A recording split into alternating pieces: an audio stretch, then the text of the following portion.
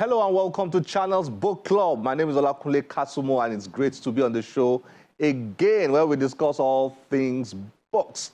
Recently at the Sharjah International Book Fair, we bumped into a Nigerian writer, a Nigerian author who was invited to be panelists at one of the many panels at the Sharjah International Book Fair, and she represented Nigeria so well, and we're so proud of Nigeria. Well, she happens to be a first lady. You know how we all have stereotypes, even the best of us. Americans are this, and Chinese are that, and Igbos are this, and Yorubas, and men, all men are like that, and all women are like that. We all have all these stereotypical ideas. And I had mine about first ladies until I met a first lady a few years back who happens to be very intellectual and has written quite a number of books. I'm sure you would have seen her on Channel's Book Club a few times. And then we bumped into this first lady in Sharjah, and we had enough time to talk about her writing, her passion for writing, her books, her novel, which had just been translated into Arabic language, and she was so excited. You know, it's a big thing for authors when their novels or books are translated in other languages. It means people from all over the world, more people from all over the world can get to read, you know, their books. And so we had a good time with this fascinating Nigerian author who is also a first lady in Nigeria, and we had a really, really good time with her. I will allow this documentary, this short reports rather, to introduce her to you. I hope you enjoy it. Stay tuned.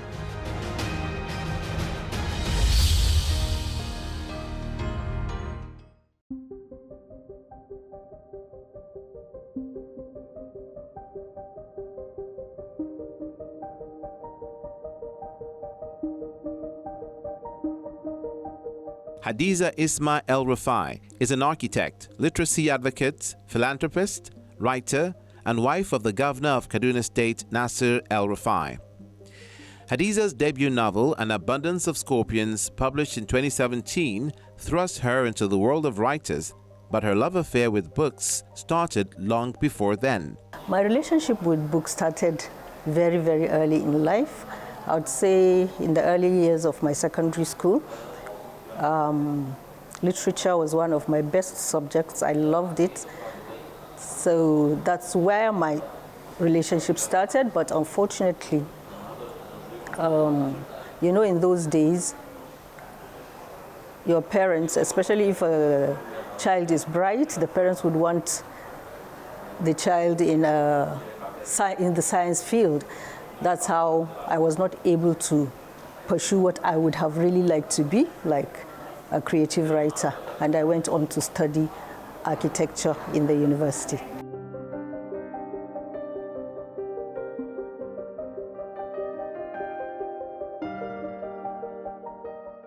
I'm going to read from my book, An Abundance of Scorpions, and I'm going to start in the beginning of the novel, when my protagonist, Tambaya, was about to set off on a journey with her husband and daughter.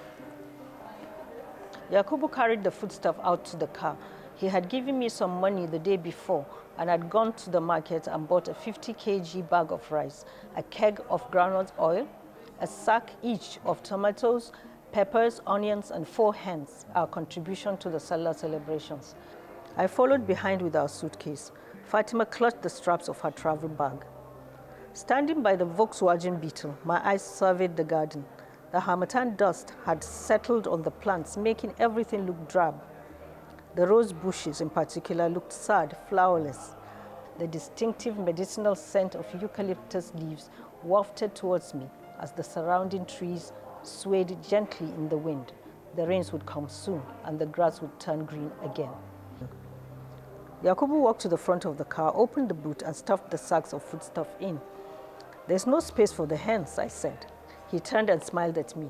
"Just wait and see. I'm a good packer. Isn't that why you married me?" I laughed and watched as he pushed the sacks further into the boot, then deftly placed the 4 live chickens in front, making sure their heads faced outwards, free of any obstructions. The fowls flapped their wings in an attempt to escape. but their feet were tied firmly with strips of cloth. Yakubu held them down until they stopped struggling. Kai, they've messed up the boot, he said as he straightened up. Fatima, who'd been watching the show, laughed out loud. The attendant smiled, shrugged in resignation, and brought out a few coins. He was still smiling when he leaned over to hand the money to Yakubu. All of a sudden, his smile disappeared and he let out a terrifying scream. The screeching of tires was the last thing I heard.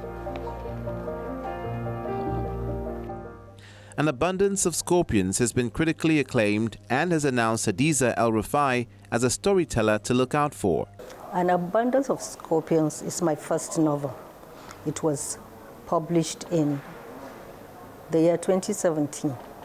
It's sometimes difficult when a writer is asked, what is your book about? Because it's about so many things. It depends on what you want to really say about the book. If we're talking of the plot, I can easily tell you that An Abundance of Scorpions is about a woman who grew up sort of privileged in life, but at a point in her life, she lost everything and had to struggle on her own to get on with life. You can also say it's about, there are certain themes in the book. You can also say it's about identity, also about the fact that we need to rely more on ourselves than on other people.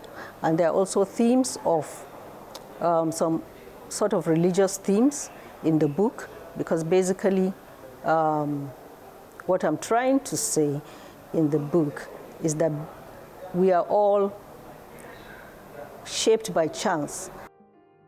In 319 pages and 17 chapters, An Abundance of Scorpions meanders through a maze of emotions well capable of testing human capacity in ways many are familiar with. From a horrific tragedy to new beginnings, from Accra to northern Nigeria, the novel explores grief, malice, greed, and corruption, while highlighting the power of love and the hope of redemption. So, what inspired this story and this novel? The Abuja Children's Home in Karo inspired this novel. But I have to explain that when my husband was Minister of the Federal Capital Territory, I was the chairperson of the board of Abuja Children's Home. And many times I would go and sit with the children, and I kept wondering, like, some of the children, nobody even knows their origin. You don't know where they're from, because most of them are abandoned children that are picked up in the streets and then taken to the home. And I started thinking, like, well, you know, these children's lives will be influenced by the people that adopt them rather than their biological parents. So we don't even know where they're from. We don't know their ethnicity. We don't know their religion at birth. But because of the way they will be raised, they will be totally different people. So when I look at the children, when I used to look at the children, I used to think that, I wonder who this was originally and what this person is going to be.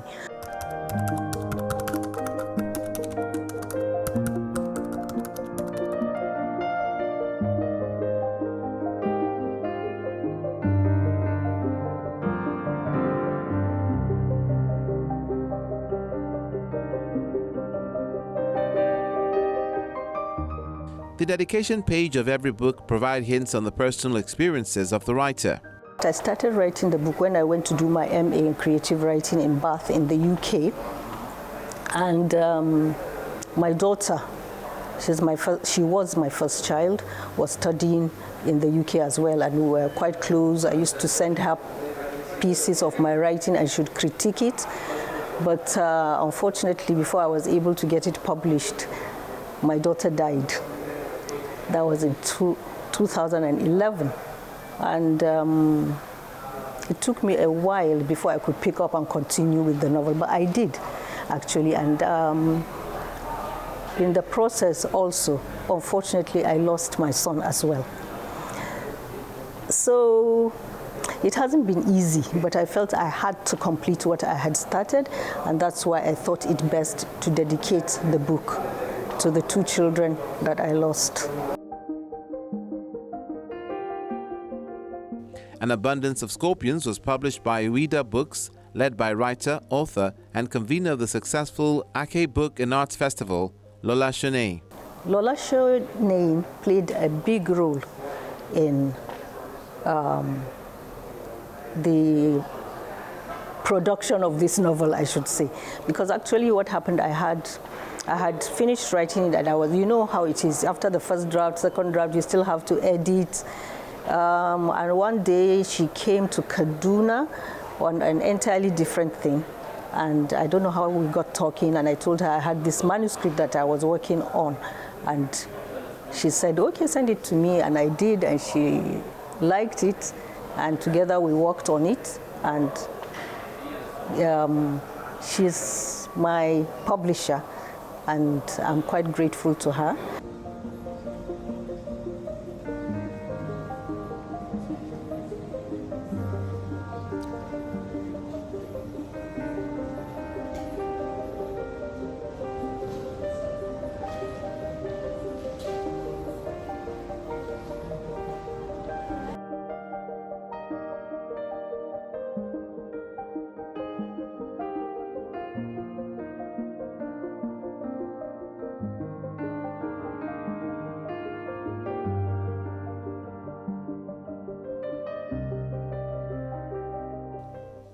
Writing is hard work, and creative writing is often much harder work because the creative writer must craft worlds and characters not in existence. There's usually no single way different creative writers go about writing, but certain ideas, principles, and experiences can be helpful to both the budding and established writer. When I sit to write, I can write. It all depends on how everything is working. When I have an idea and things are flowing, I could write for a very long time. However, I think it's important for writers to be disciplined, even when things are not working well. I think it's important to have a certain time of the day that one writes. Like for me, it's very early in the morning because I'm a morning person, and I like to write when everywhere is quiet. So I think it's important to have that time of the day that is for yourself, and also I think it helps to have a particular place where you write. So it's not just when things are good and you can write for hours. Even when things are not flowing, even when you are writing rubbish, make sure you write for that number of minutes or the number of words you've set for yourself.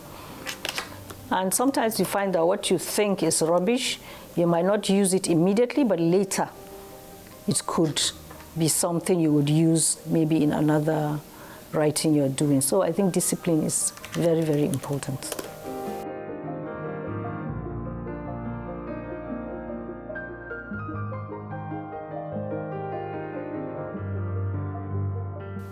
I write because I feel I have something to say that I want other people to hear about.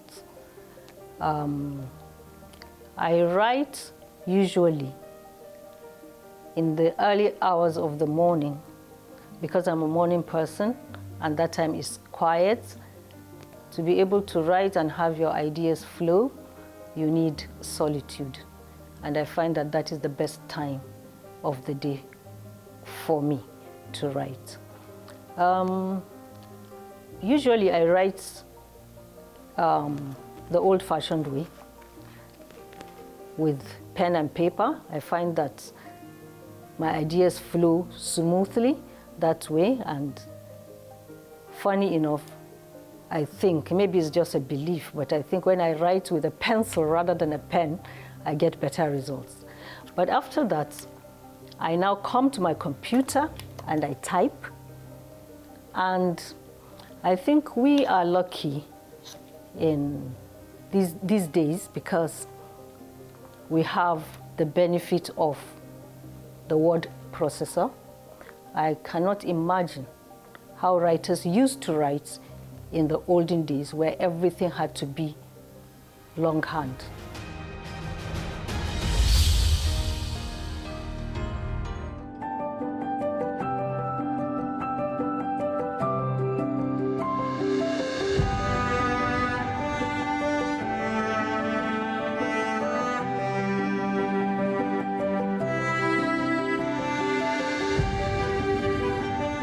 An Abundance of Scorpions has been a relatively successful novel, and Hadiza is happy with its increasing influence. Is there a second novel in the offing? Yes, I'm currently working on my second novel, which actually is a sequel to my first novel. So let me explain. When I first started writing, actually, I was writing about a boy who, whose parents, of course, were Muslims, but because of certain circumstances, he ended up in an orphanage and was given a Christian name, and by implication, that meant he would be raised as a Christian, and only Christian parents would be allowed to adopt him. Then the boy was brought to the home by the brother of the matron, and he was supposed to just be there temporarily, but the brother now disappeared. He was nowhere to be found. Whether he would died in an accident, nobody knew. So unfortunately, he had to remain there with the matron, who had pretended that she had just picked him up. So I had a problem because I wanted people to understand why a Muslim matron would allow her own nephew to be raised as a Christian in an orphanage where she was working. Because nobody knew they were related, she pretended that she had found him, picked him up somewhere. So I wanted to, write her story as a backstory to the boy's story, but I found that the backstory was getting so long, and they say when your backstory is so long, you have another novel there. So I decided to stop writing about the boy and write the story of the matron for people to understand why she did what she did. So the second novel is really basically about the boy, which was the first idea I had. But unfortunately, you write, and at the same time, life happens. So actually, I've been writing this second novel for maybe 3 years now. But I'm happy to say that as my husband's tenure as a governor is coming to an end, I'll probably have the luxury of the solitude that I need to complete the novel. E-book or paper book? Paper book. Music or movies? Music. Fiction or non-fiction? Fiction. Coffee or tea? Tea. Action or romance? Romance. Puppy or kitten? Kitten. Flight or train ride? Train ride. Science or arts? Arts. Pen or keyboard? Pen. Poetry or drama? Drama. Europe or America? Europe. There's more history, no culture. History or politics? History. Hot pounded yam or hot rice? Of course, pounded yam any day. Thank you. It doesn't even have to be hot.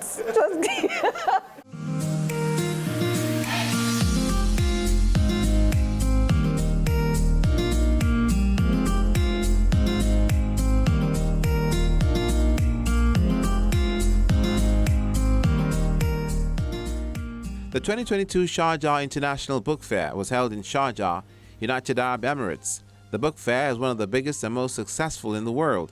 Today, the 41st edition with the theme Spread the Word and a slogan that calls on people of the world to believe in the power of words in building bridges of cultural communication based on noble values.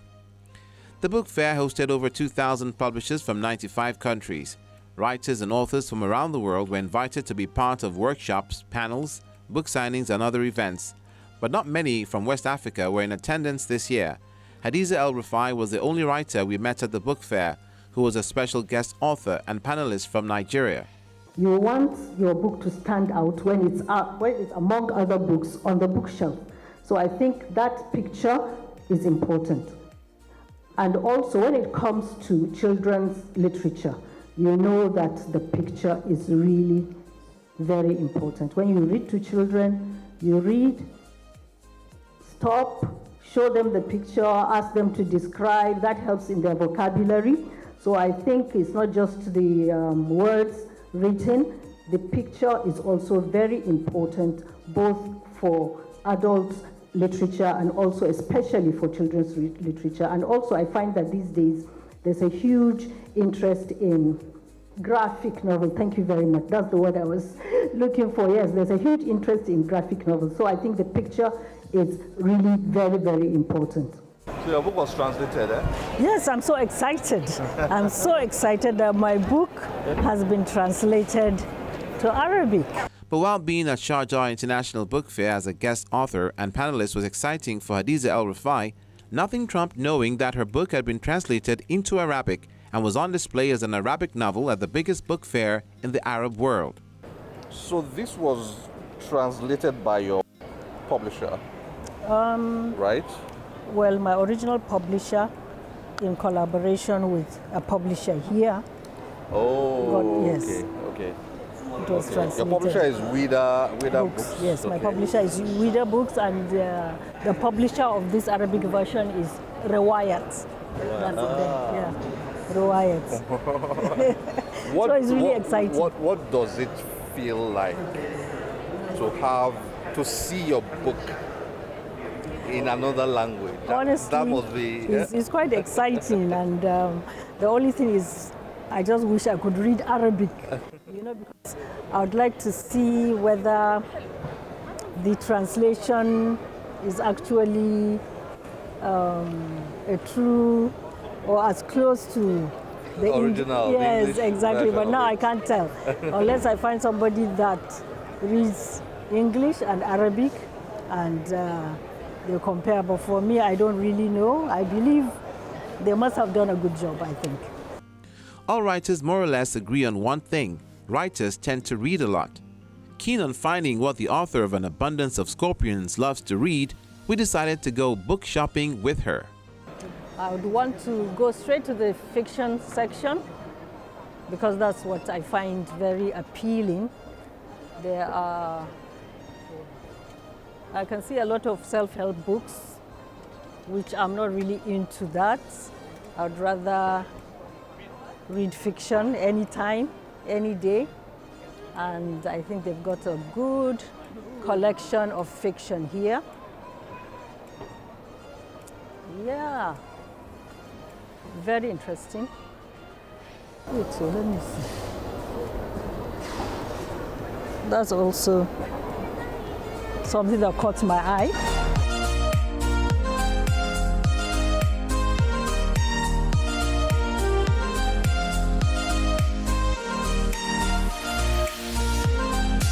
I think I'll take it for now. Yeah, so my collection for today. Thank you.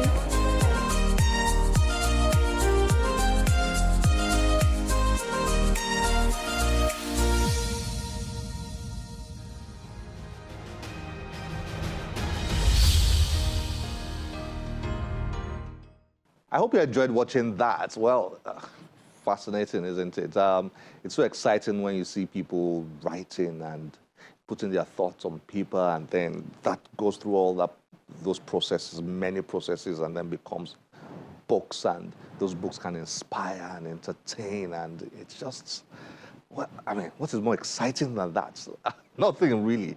But it was a good time we had with Mrs. Hadiza El-Rufai, and we are looking forward to her next novel. Well, this is where we have to draw curtains on the show. As always, we'll be delighted to get your feedback through any of our social media platforms displayed on your screen. My name is Olakunle Kasumo. Remember, one great book can change your life. Bye-bye.